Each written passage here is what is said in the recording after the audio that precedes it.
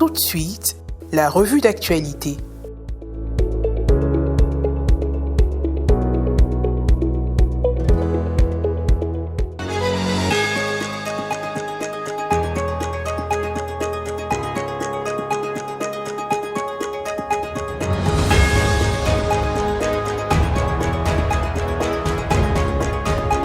Mesdames et messieurs, vous êtes bien au rendez-vous de l'information. Voici les titres qui font l'actualité. L'excellence a été au cœur de la journée tenue le lundi 20 avril dernier au lycée moderne Ernest Boga d'Agboville avec la distinction des 10 meilleurs élèves de l'établissement. Une activité réalisée sous le parrainage du docteur Albert Djama. Archidiocèse de Korogo, les travaux de construction de la future chapelle Saint-Marc dans le village de Kunontu-Vogo ont été lancés en ce mois d'avril 2026. La pose de la première pierre a été faite par le père Innocent Aoussi, curé de la paroisse Saint-Joseph-Moukassa de Latar. Bonjour ou bonsoir, relativement à l'heure à laquelle vous nous recevez. Ouvrons ce bulletin d'information avec un point de santé. La lutte contre le cancer du col de l'utérus dans notre pays, la Côte d'Ivoire, bat son plein avec le lancement du processus de mobilisation des ressources pour la mise en œuvre du plan national d'élimination du cancer du col de l'utérus 2025-2030 du ministère de la Santé, de l'Hygiène publique et de la couverture maladie universelle. La démarche a été faite le mercredi 22 avril dernier dans un hôtel de la commune du Plateau. Suivons tout ceci dans ce commentaire de Maria Bissier. Le mercredi 22 avril 2026, dans la commune du Plateau, a eu lieu le lancement du processus de mobilisation des ressources pour la mise en œuvre du plan national d'élimination du cancer du col de l'utérus 2025-2030 du ministère de la Santé, de l'Hygiène publique et de la couverture maladie universelle à travers le programme national de lutte contre le cancer et avec l'appui financier d'Expertise France. Par cette action, la Côte d'Ivoire devient le premier pays d'Afrique francophone à se doter d'une planification stratégique budgétisée pour l'élimination du cancer du col de l'utérus. Estimé à plus de 28 milliards de francs CFA, ce plan quinquennal repose sur 3 piliers fondamentaux reconnus par l'OMS que sont la vaccination des jeunes filles contre le virus du papillome humain VPH, le dépistage systématique des femmes et la prise en charge des lésions précancéreuses et des cancers déclarés. Cet atelier de haut niveau a réuni plus de 116 participants décideurs, partenaires techniques et financiers internationaux, représentants du secteur privé, de la société civile et des médias autour d'une conviction partagée. Les ressources publiques seules ne suffiront pas. Le plan appelle à une mobilisation collective et plurielle pour renforcer la couverture vaccinale des jeunes filles contre le VPH sur l'ensemble du territoire, élargir l'accès au dépistage par test HPV à toutes les femmes ivoiriennes et soutenir la prise en charge des lésions et cancers diagnostiqués. En Côte d'Ivoire, le cancer du col de l'utérus représente un problème majeur de santé publique. Selon les données Globocan 2022, le pays enregistre 2360 nouveaux cas et 1461 décès en moyenne chaque année, faisant du cancer du col de l'utérus le deuxième cancer le plus fréquent chez les femmes. Près de 75% des cas sont diagnostiqués tardivement, ce qui rend la prévention et le dépistage absolument indispensables. Tout autre sujet à présent, le lundi 20 avril dernier, le lycée moderne Ernest Boka, ex-lycée moderne 1 d'Agboville, a abrité la 6e édition de la journée de l'excellence initiée par le pharmacien Albert Djama.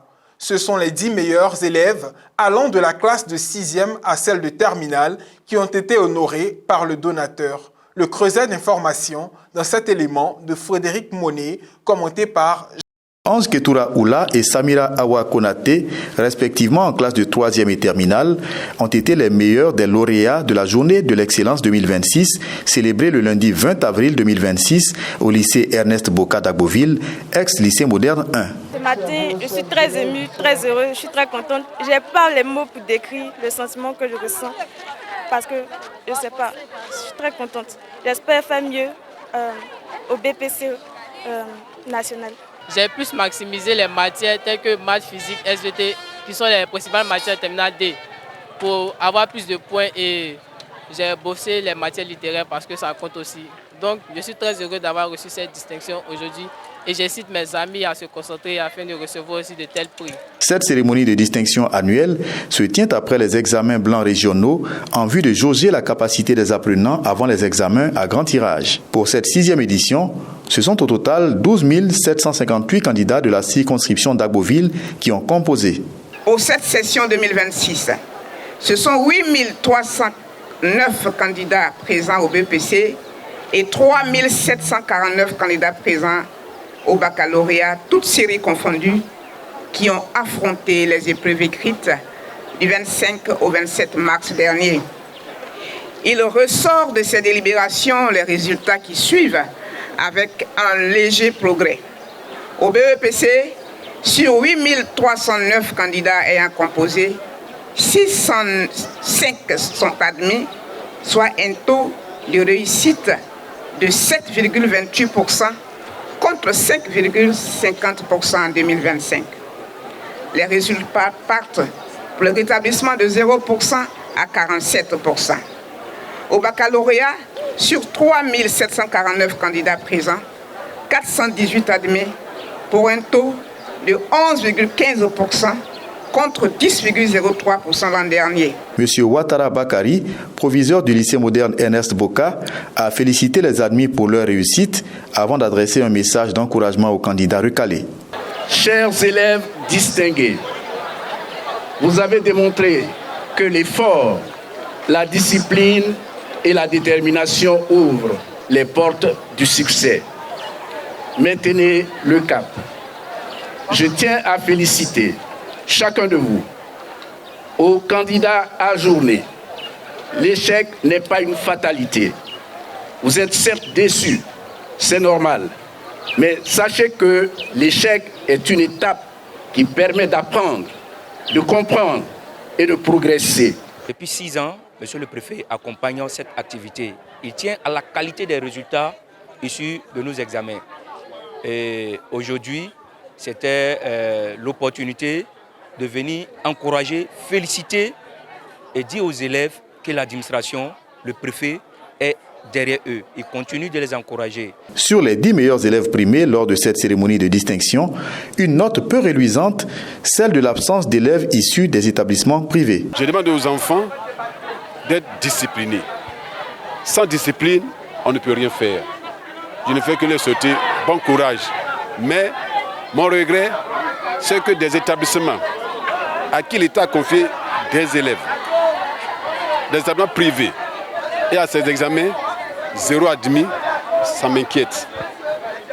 Pourtant, il y a des premiers de classe. Précisons que les meilleurs élèves des classes intermédiaires ont aussi reçu des prix pendant cette journée d'excellence qui vise à galvaniser les élèves dans cette ville du pays autrefois qualifiée de zone rouge dans le système éducatif ivoirien. C'est officiel, le village de Kounontou-Vogo aura sa chapelle. Comme un cadeau de Pâques, la pose de la première pierre a été faite au lendemain de la solennité par le père Innocent Aoussi, curé de la paroisse Saint-Joseph Moukassa de Lata. Les cadres, les fils et les filles du village, ainsi que la communauté chrétienne, ont massivement pris part à cet événement. Plus de détails dans ce reportage du service de communication diocésain de Korogo, commenté par Myriam Roxanino. La communauté chrétienne de Kounontou-Vogo, un village situé dans l'archidiocèse de Korogo, aura bientôt sa chapelle dédiée à Saint-Marc. La pose de la première pierre, symbolisant le démarrage des travaux de construction, a eu lieu en ce mois d'avril, au lendemain de la fête de Pâques. Ce premier coup de pioche a été donné à la suite d'une messe solennelle officiée par le père Innocent Aoussi, curé de la paroisse Saint-Joseph Moukassa de Lata. Dans une atmosphère favorable à la prière, les fidèles ont été invités à voir dans cette chapelle un signe d'espérance et un lieu de rencontre avec Dieu. Au-delà de la dimension religieuse, cette chapelle représente aussi un espace de cohésion sociale pour Kounontou-Vogo. Elle servira de cadre à la catéchèse, aux rencontres communautaires et aux célébrations liturgiques, renforçant ainsi la vie spirituelle et culturelle de la localité. Le témoignage dont nous devons tous être des acteurs suppose que nous ayons une maison adressée au Seigneur. Et par ce geste, nous voulons nous plonger dans ce dynamisme de foi pour que ces chrétiens qui sont nombreux aujourd'hui puissent trouver un lieu de prière, de rassemblement pour nourrir cette foi à la résurrection de notre Seigneur. Eh bien, en donnant ce coup de pioche ou cette pose de première pierre, nous donnons au Seigneur et nous voulons que cette action de grâce puisse sortir une belle chapelle qui puisse recevoir tous les enfants de Dieu. Les aînés ont commencé donc l'évangélisation ici par un petit groupe, et puis après Dieu a fait grâce, il y a eu cette grotte avec l'accord du curé et de l'archevêque. Il y a la pose de la première pierre donc de la chapelle Saint-Marc désormais. Alors les aînés me chargent de dire que nous allons faire tout possible pour accompagner donc la paroisse de Lata afin que cette chapelle puisse également refléter leurs désirs, c'est-à-dire bâtir cette chapelle ensemble pour que effectivement l'évangélisation continue. La pose de la première pierre de la chapelle Saint-Marc s'inscrit dans la dynamique pastorale de l'archidiocèse de Korogo qui œuvre à rapprocher l'église des communautés rurales. Pour les habitants de Kounantuvogo, cette journée restera gravée comme le début d'une nouvelle étape dans leur chemin de foi.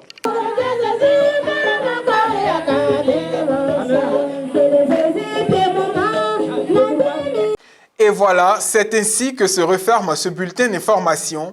Merci de nous avoir suivis. Merci de rester fidèles au programme d'Ecclesia TV.